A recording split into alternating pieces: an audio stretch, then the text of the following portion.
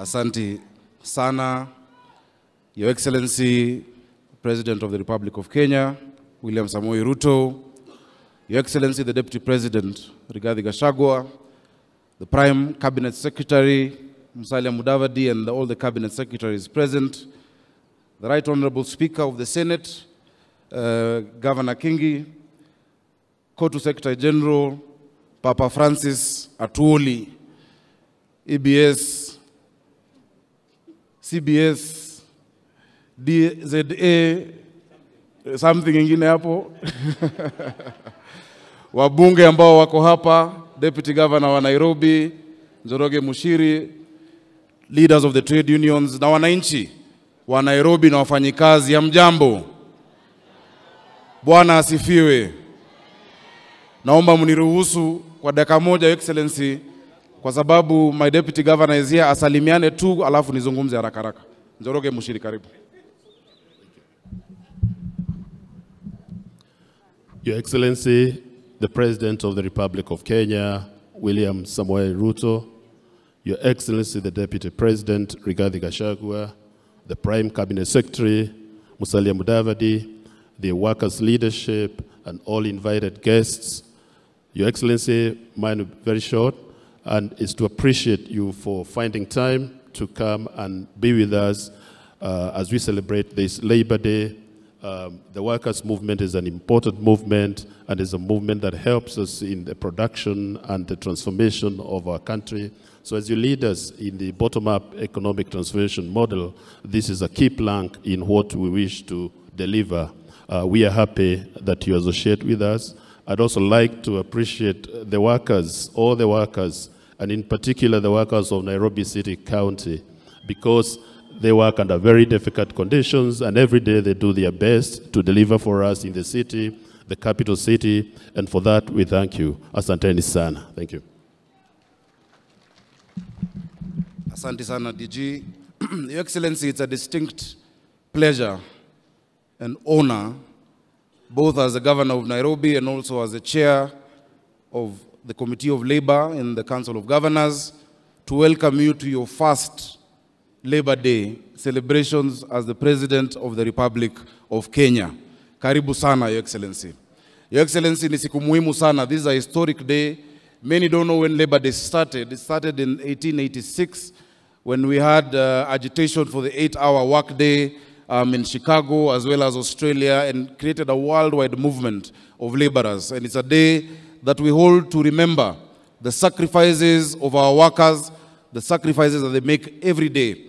I want to particularly honor the sacrifices made by the workers of Nairobi County Government, who toil every day to make sure we have a city of honor, a city of order, a city of dignity, kila siku. And Your Excellency, I'm glad to report that we have honored their work by making sure that they are paid on time, that they get their allowances on time. In the last 8 months, Your Excellency, Nairobi County, every 27th of the month, simu inalia, watu wamepata pesa yao, and I want to thank you because that part of that is because of your support. But beyond that, it is because they, as workers, have been able to increase our collections. I am happy to report that this year, if you compare January to March 2023, compared to January to March 2022, we have exceeded revenue collection by 673 million shillings, courtesy of the workers of Nairobi. And in the month of April alone, we've collected 800 million, the highest April ever since devolution started. That is courtesy of the workers of Nairobi. Tuwapigie makofi. Your Excellency, yesterday we missed you. Traditionally, every last Sunday of April, there is a service that is held at St. Stephen's, SEK, to pray for the workers. That service is held in a very historic church. And yesterday I took the members through a bit of that history. That church started in what today is Parliament buildings, where the National Assembly sits. But because the colonial government then wanted to build Parliament, the church was moved to Eastlands and became a cathedral that only the Africans could use because there was real apartheid and segregation. And that was in 1902 when they were moved.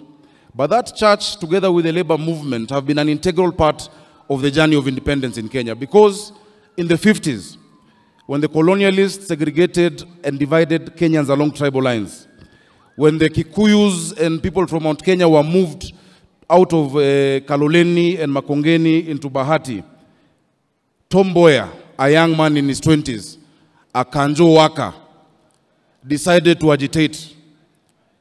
The colonialists murdered Mbotela, a councillor called Tom Mbotela, in what is now Bama Market, 24th of November 1952, just after the state of emergency, to try and bring tribal tensions. It didn't work. The next year, they murdered Ofafa, which is where we get the estate Ofafa Jericho. Because when they murdered him, they came 2 hours later, they burnt down Bama Market. The people stayed calm. The next year, they murdered Ofafa at the same place. The people stayed calm. Because they were trying to create a tribal rift by saying these people, Luo councillors, Mbotela and Ofafa, were murdered by Mau Mau. Two men, Jaramogi Oginga Odinga and Tom Mboya, went round Kaloleni Social Hall, Mudhurwa Social Hall, in Makongeni, telling the people from the community to calm down and not to protest and not to cause chaos.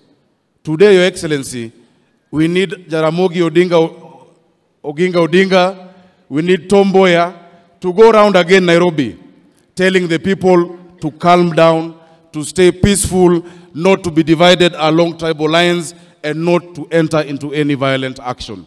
We need that today just as we needed it back in that day in 1952.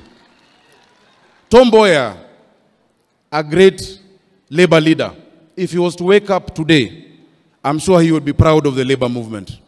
He would be proud of Francis Atwoli because of the work you have done. And I want to thank you, my own dad, for what you have been to us. Hata kama last year, ulikuwa umeenda njia ingine tofauti na sisi, najua uliambia wafanyikazi wanipigie kura. Na nashukuru wafanyikazi kwa sababu mlinipigia kura, but sasa muona Papa Francis Atwoli amerudi ako kwa line na ana support rais wetu William Samoei Ruto. Thank you very much. Your Excellency, very quickly, I know many people who've come here today have experienced the challenge of drainage that we're facing in Nairobi today. A lot of our roads are flooded. A lot of our highways are flooded because of a number of things. Number one, a lot of illegal dumping has been going on in the city.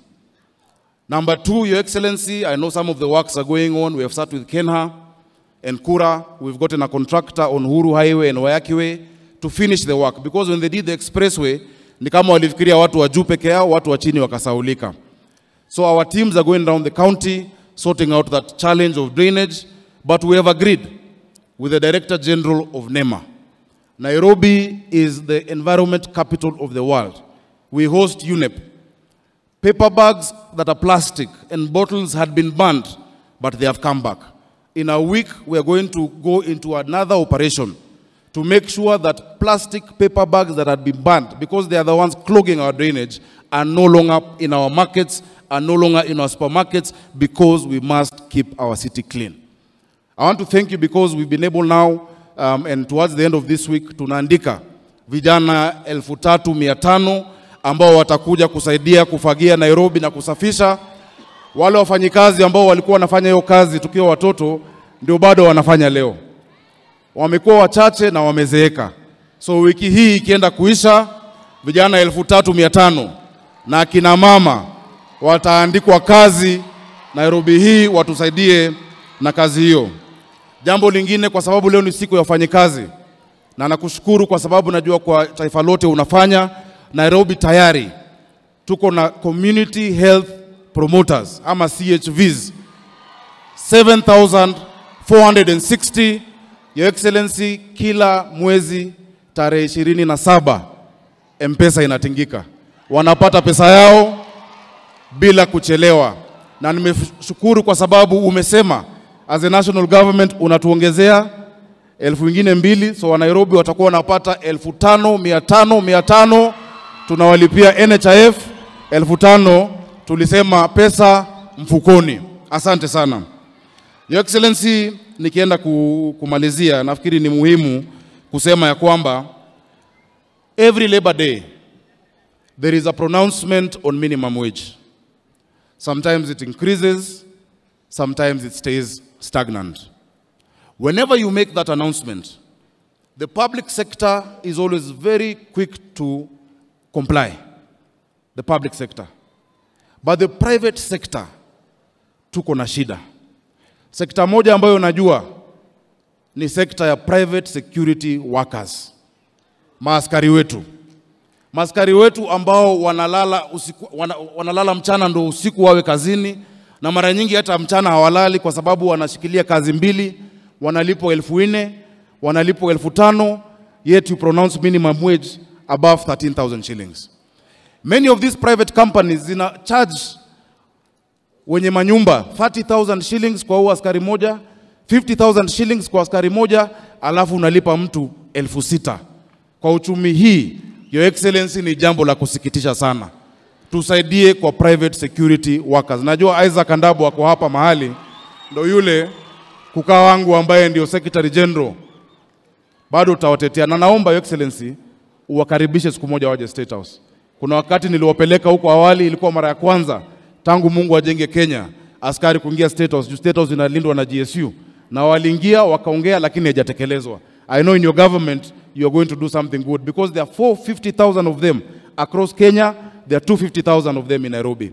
Ya mwisho ambao ni wafanyikazi wanaumia ni madereva wetu wa Uber, madereva wa Taxify, madereva wa Bolt, hawa madereva wa the digital hailing companies.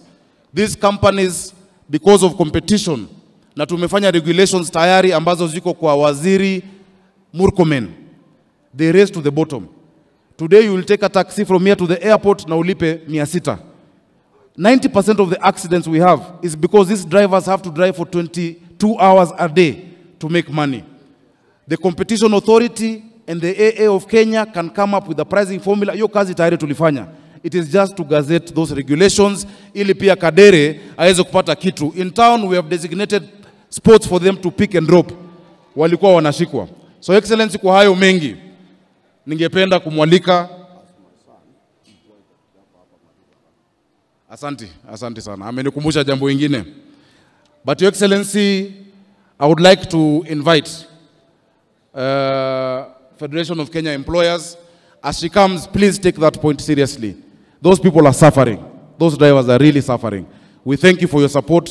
And allow me to introduce now Jacqueline Mugo, FKE Chair. I forgot to mention the area MP, Jalango, is here. Please, Mama, wave to Undo MP wa hapa Langata. Thank you. No.